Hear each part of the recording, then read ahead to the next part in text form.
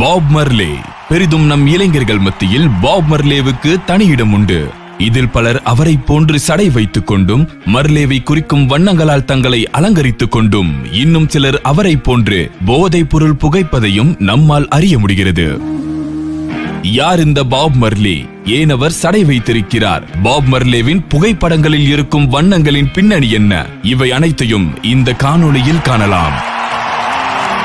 இங்கிலாந்து ராணுவ வீரரான நார்வல் மர்லே வேலை நிமித்தமாக ஜமைக்காவில் உள்ள 9 மைல் எனும் மலை கிராமத்திற்கு சென்றார். அங்கு சிடலா பூக்கர் என்னும் கருப்பின பெண்ணை காதலித்து மணந்தும் கொள்கிறார். அவர்களுக்கு பிறந்த மகன்தான் பாப் மர்லே எனப்படும் ராபர்ட் நெஸ்டா மர்லே.